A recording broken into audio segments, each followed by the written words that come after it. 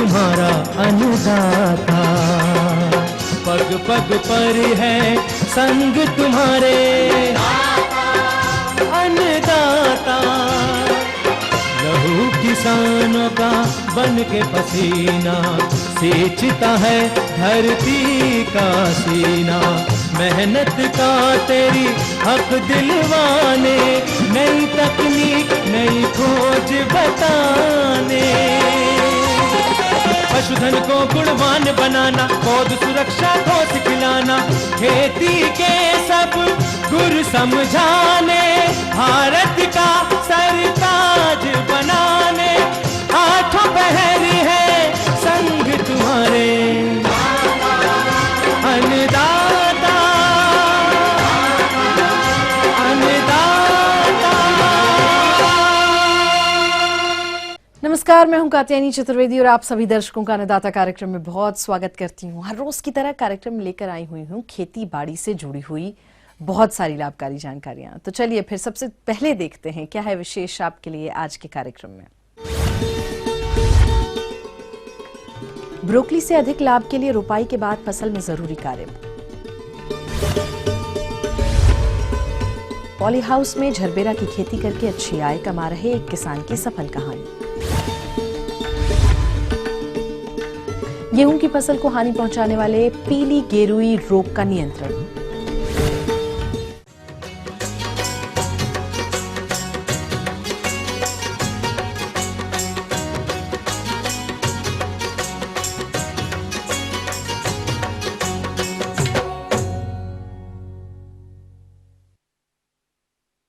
Broccoli का सब्जी के रूप में अब काफी मांग बढ़ने लगी है, इसलिए इसका बाजार भाव भी किसानों को अधिक मिलने लगा है। अतः जो किसान ब्रोकली की खेती किए हुए हैं वो फसल की सही तरह से प्रबंधन करें, जिससे फसल की अच्छी बढ़वार हो और बाजार मांग के अनुसार अच्छी क्वालिटी की ब्रोकली प्राप्त हो। तो आइए इस फसल में किए जाने वाले प्रबंधनों पर जानकारी लेते हैं बालूपुर हरिद्वार के एक सफल किसान सतीश कुमार से।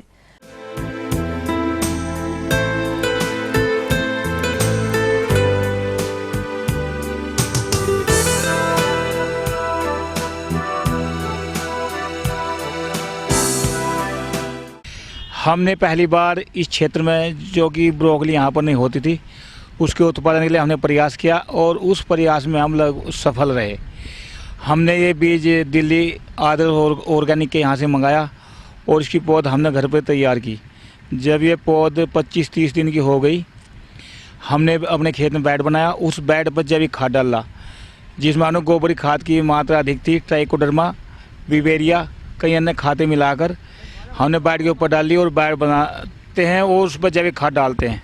उसके बाद हम ब्रोकली की रोपाई करते हैं। पहले तो हम आपको यह बता दें कि ब्रोकली है क्या। तो किसान भाइयों, ब्रोकली फूल गोभी की तरह ही होती है, जिसका फूल हरा होता है और इसका प्रयोग बड़े बड़े होटलों में अधिक किया जाता है, जिसकी खेती करके किसान भाई अधिक आय ले सकते हैं, जैसा कि ये किसान भाई कर रहे हैं। तो आइए रोपाई के बाद के प्रबंधनों को कैसे करते हैं ये जानते हैं इन्हीं से। रोपाई करने के बाद हम इसमें पानी लगाते हैं और पानी लगाने के 15-20 दिन के बाद हम निराई गुड़ाई करते हैं। इसमें पानी की 90% बचत है, क्योंकि हमने मेड़ बनाकर लगाई है, बेड पर लगाई है, बहुत ही अच्छी लगती है। और इसकी दूरी कम से कम पौधे से पौधे की 1 फीट होनी चाहिए। और ये 90 दिन के आसपास हमारी उत्पादन देने लगती है, और जो कि मार्केट वैल्यू इसकी 250 रुपये किलो है, क्योंकि हमारे पास जैविक है। और 1 बीघे में से हमें लगभग उत्पादन इसका 50,000 के आसपास पड़ जाता है। खाद तो हम बहुत ही कम लगाते हैं, क्योंकि हमने पहले इसमें जैविक खाद नीचे डाल दिया, गोबर खाद डाल दी। और इसमें जीवामृत का प्रयोग ज़्यादा करते हैं, जिसमें गाय का गोबर है, गौमूत्र है, मिट्ठा है, बेसन है। इन सबका मिश्रण तैयार करके हम इस पर स्प्रे करते हैं और हर नाली के अंदर हम पानी साथ भी लगा देते हैं इसको। और लगभग हर 20वें दिन पानी की आवश्यकता पड़ती है इसको, और निराई गुड़ाई की आवश्यकता पड़ती है। जबकि हम इसकी निराई गुड़ाई 3 बार कर चुके हैं। और कीटनाशक की इसमें बहुत ही कम आवश्यकता होती है, क्योंकि हमने जीवामृत से हमको सबको नियंत्रण करते हैं। ये हमारे यहाँ क्षेत्र में पहली बार लगाई हुई फसल है और इसमें कीट का कोई प्रकोप नहीं होता, इसलिए हमें आवश्यकता नहीं पड़ती। और जीवामृत का भी हम 3 बार स्प्रे कर चुके हैं और पानी के साथ भी नीचे लगा सके, जिससे कि ग्रोथ हमारी बहुत अच्छी होती है। और ये टोटल जैविक है और मार्केट वैल्यू बहुत अच्छी है इसकी, जबकि हमें 250 रुपये प्रति किलो मिलता है। बाज़ार में इसकी मार्केट जो रासायनिक लगाते हैं उनकी 50-60 रुपये किलो होती है, लेकिन जैविक होने के नाते हमारे 250 रुपये किलो है और उत्पादन का काफ़ी है। और जो कि हमारे आदर्श ऑर्गेनिक के यहाँ ज़्यादा सप्लाई है दिल्ली के यहाँ, और वहाँ हमें मार्केट वैल्यू यहाँ से भी ज़्यादा मिल जाती है,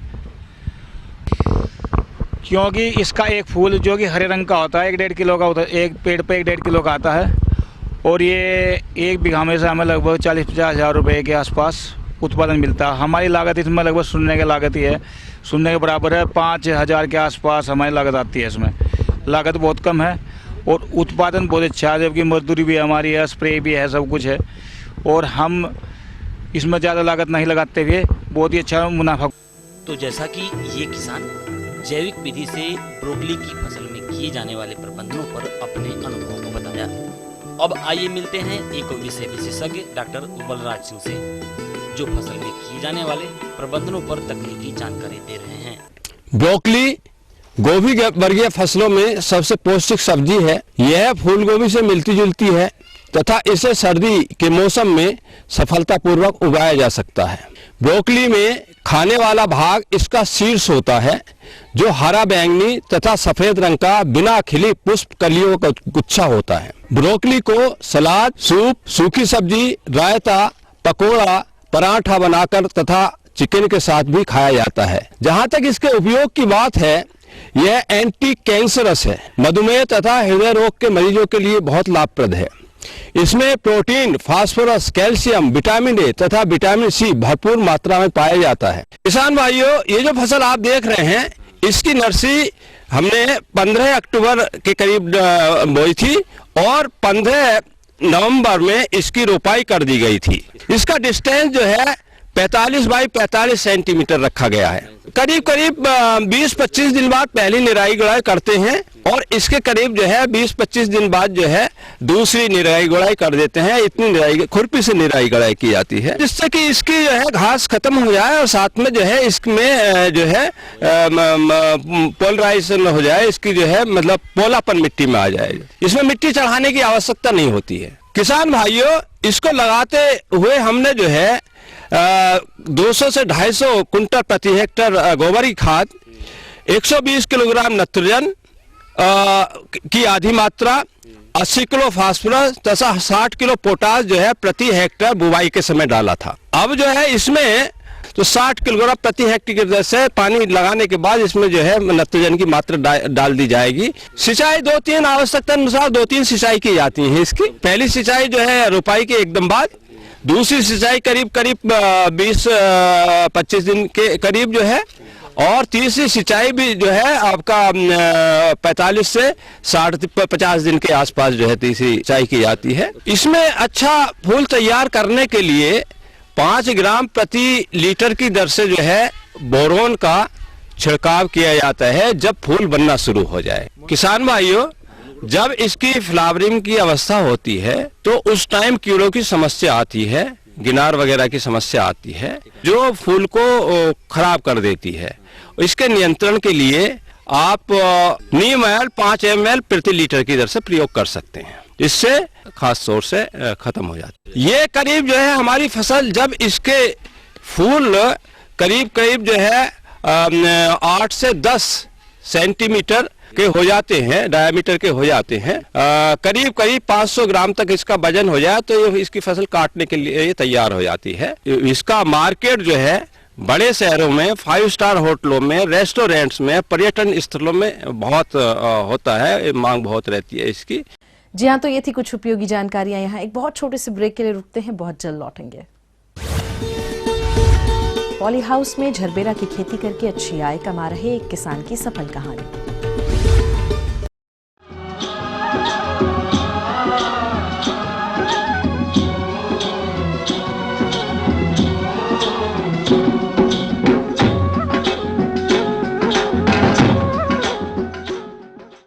ब्रेक के बाद आपका एक बार फिर से बहुत स्वागत है अन्नदाता कार्यक्रम में। बढ़ते हैं अपनी अगली प्रस्तुति की ओर।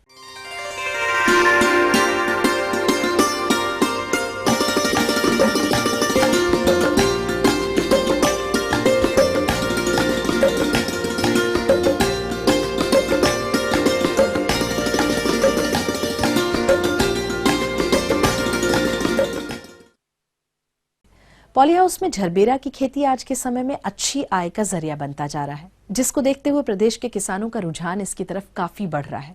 आज हम आपको जिला रांची के एक ऐसे ही प्रगतिशील किसान दीपक कुमार से मिलवाएंगे, जो कि पॉली हाउस में झरबेरा की खेती कर प्रति माह 60 से 70 हजार की आय अर्जित कर रहे हैं। तो आइए जानते हैं कि वो झरबेरा की खेती किस प्रकार से करते हैं।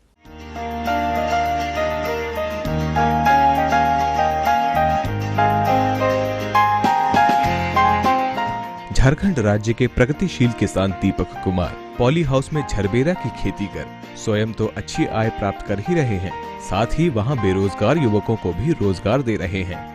इतना ही नहीं, इनकी सफलता को देखते हुए आसपास किसान भी पॉली हाउस में अब खेती करने को प्रेरित हो रहे हैं। नमस्कार, मेरा नाम दीपक कुमार। पॉली हाउस के अंदर मैं झरबेरा का खेती कर रहा हूँ। ये पॉली हाउस हमारा 1000 स्क्वायर मीटर में है, जो 25 डेसिमल के एरिया में होता है। इसमें मेरा 5000 प्लांट आता है झरबेरा का, जो मैंने बेंगलोर से टिश्यू कल्चर प्लांट मंगवाया था।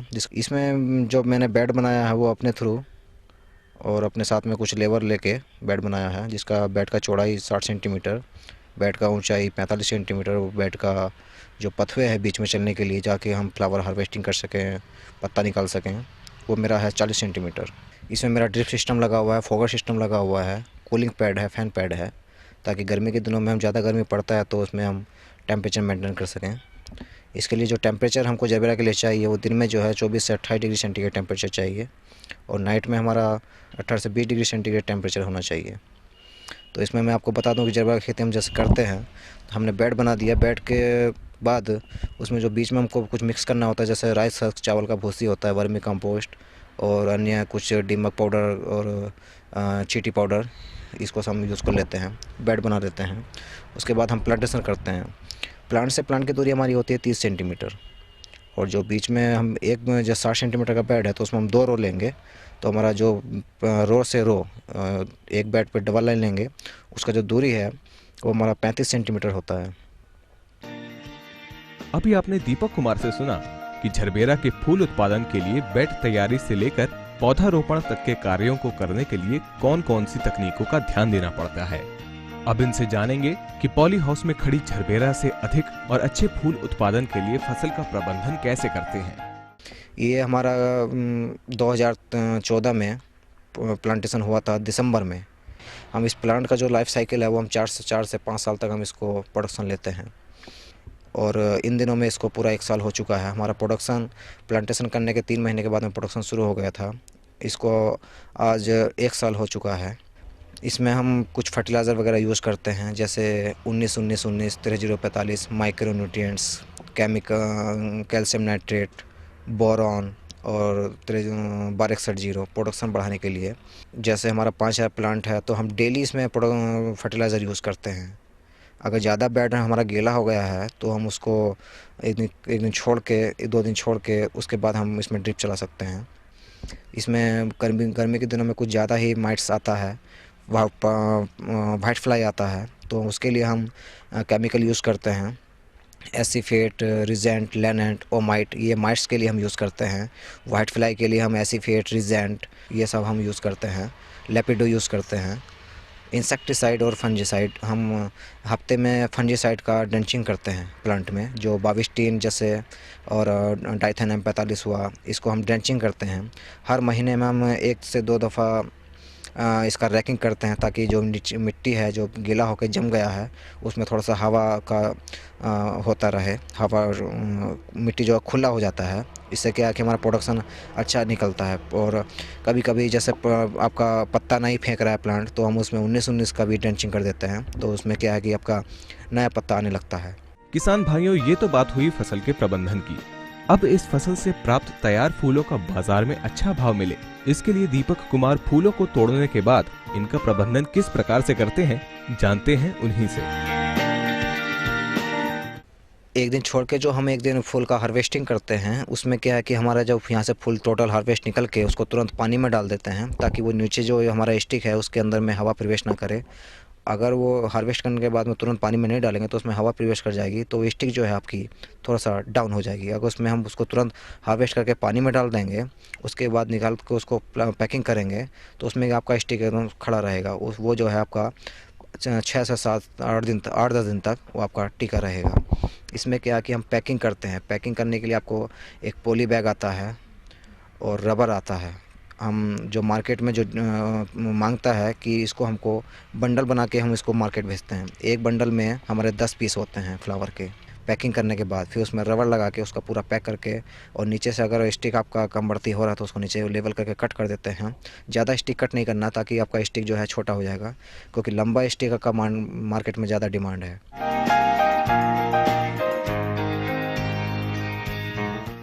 पॉली हाउस में झरबेरा की खेती करने से दीपक कुमार को कितनी लागत लगानी पड़ी और इन्हें इससे कितना लाभ हुआ? जब ये प्रश्न इनसे पूछा गया तो उन्होंने इसका जवाब कुछ इस प्रकार दिया। जैसे कि हमारा 5 प्लांट है, एक प्लांट से हम पर मंथ जो है 4 फूल लेंगे, तो 5 चौक 20,000 हमारा फ्लावर हो गया महीने में। और एवरेज अगर निकालें मार्केट का तो हमारा 5 रुपया रहेगा, तो 20-25 हमारा 1 लाख की मंथली इनकम हो गई। उसमें से हमारा लेबर कॉस्ट, फर्टिलाइज़र कॉस्ट और market staff, electric bill, transporting, अगर एनीबडी जो भी हमारा एक्सपेंस है उसको सब निकाल के 30,000 निकाल के हमारा 70,000 मंथली इनकम बच जाता है। यदि आप में से कोई किसान झरबेरा फूल की खेती करना चाहता है तो वो दीपक कुमार की तरह तकनीकों को अपनाकर प्रति माह लाखों की आय अर्जित कर सकते हैं। आगे और भी कुछ रोचक जानकारियां हैं आपके लिए, लेकिन यहाँ एक छोटे से ब्रेक के लिए रुकेंगे। जल्द हाजिर होते हैं। गेहूं की फसल को हानि पहुंचाने वाले पीली गेरुई रोग का नियंत्रण।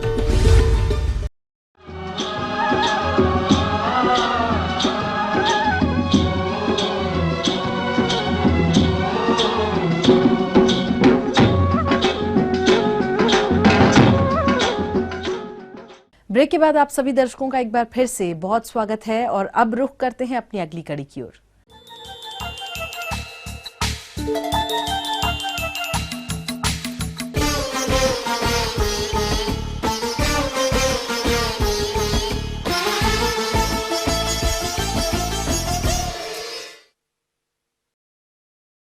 प्रदेश के जो भी किसान भाई गेहूं की खेती कर रहे हैं, उनकी फसल इस समय बढ़वार लिए खेतों में खड़ी है और फसल में इस समय कहीं कहीं पीली गेरुई का प्रकोप भी देखने में आ रहा है।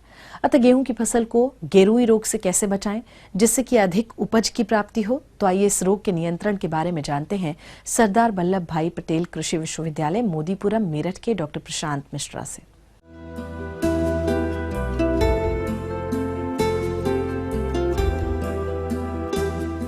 रबी के मौसम में गेहूं खाद्यान्न की एक बहुत प्रमुख फसल है और इसका उत्पादन अच्छा हो, इसके लिए हमें इसके बचाव के सभी उपाय करने चाहिए।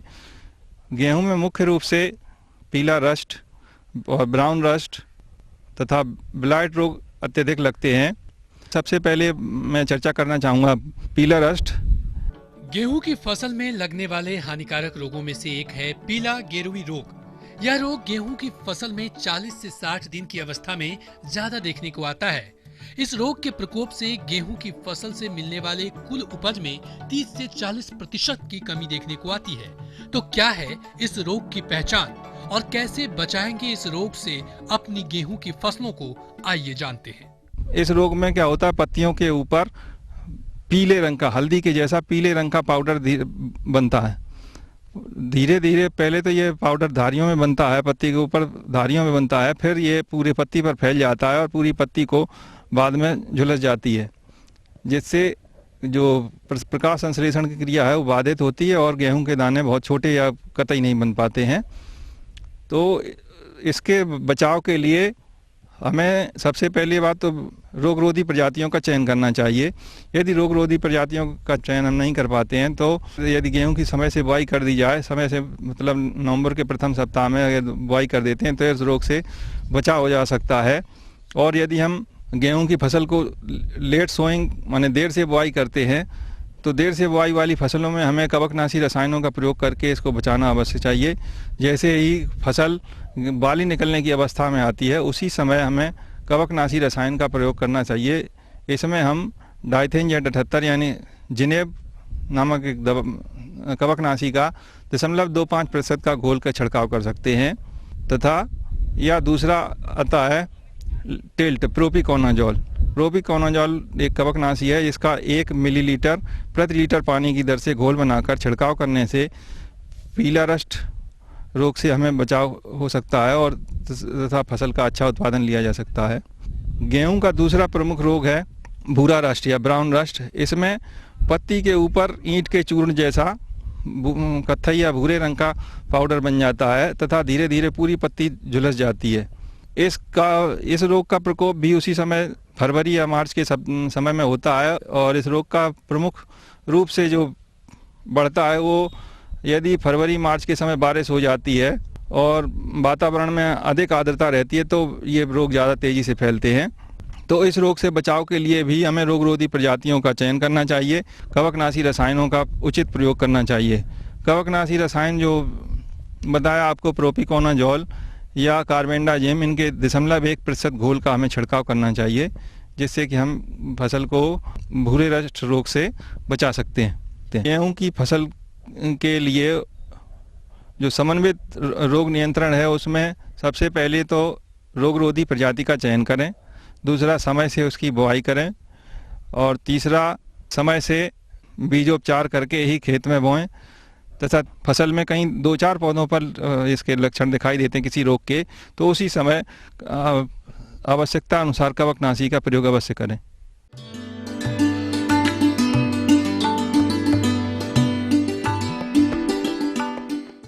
अन्नदाता हेल्पलाइन निशुल्क फोन संपर्क सेवा के माध्यम से आपके द्वारा पूछी गई समस्याओं में से 1 या 2 महत्वपूर्ण समस्याओं को हम अपने कार्यक्रम में जरूर शामिल करते हैं और इसी के तहत आज की चयनित समस्या और उसका जवाब इस प्रकार है। निःशुल्क अन्नदाता हेल्पलाइन में आज हमने जिस प्रश्न को शामिल किया है उसे पूछा है देवकली गाजीपुर के संजीत यादव ने। आपने बछियों और पड़ियों के देखरेख प्रबंधन पर जानकारी चाहिए है तो इसके लिए देखिए कार्यक्रम का यह अंश।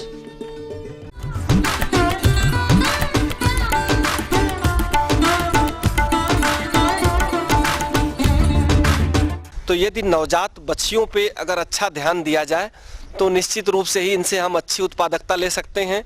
इसमें यह बात अहम होती है कि देखना कि ये पहली बार कब इनसे गर्भधारण किया जा सकता है। तो भैंसों में ये लगभग 36 माह की उम्र में या 300 किलोग्राम का जो बॉडी वेट होता है, जो शरीर का भार होता है, जो भी पहले आए ऐसे में पहली बार जानवर गर्भधारण लायक हो जाता है।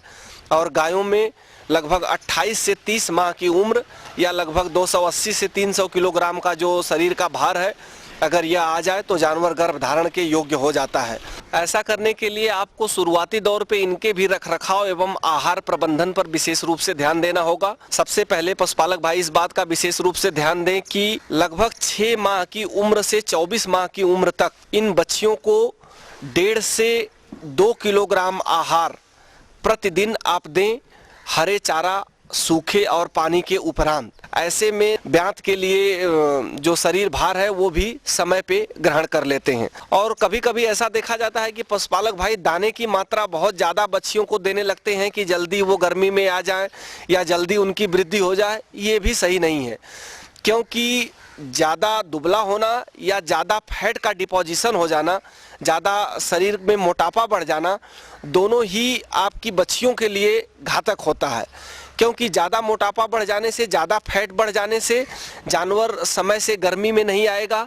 उनकी जो साइकिल होती है गर्भधारण करने के लिए, जो हर 21 दिन में रिपीट होती रहती है, वो साइकिल समय से नहीं होगी। अगर गर्भधारण कर भी लेता है तो ऐसे जानवरों में एबॉर्शन का खतरा हो जाता है। उनके अंदर मेमने या नवजात बच्चों का सही विकास नहीं होता है।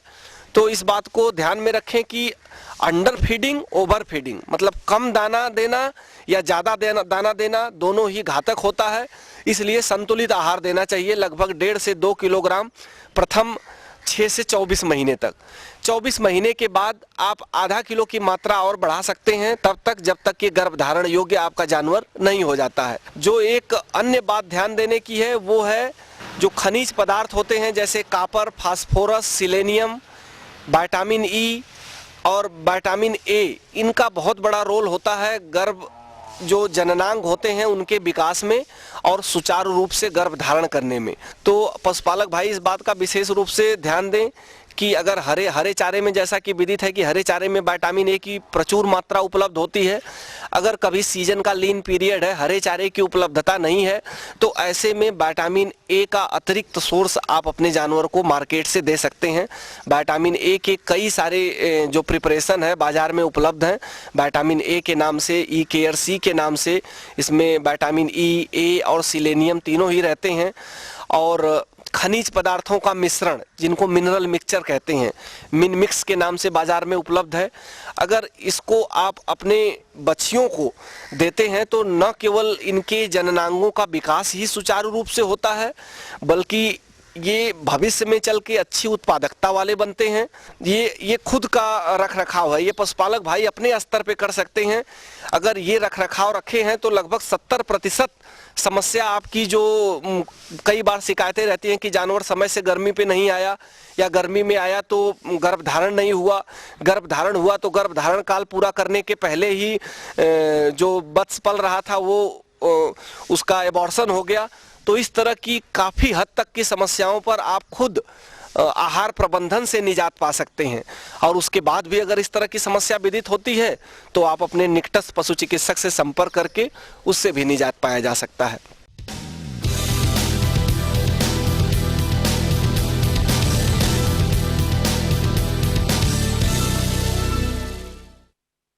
तो राज्य की विभिन्न मंडियों में कृषि उत्पादों के चढ़ते उतरते बाजार भाव की संक्षिप्त जानकारी इस प्रकार है।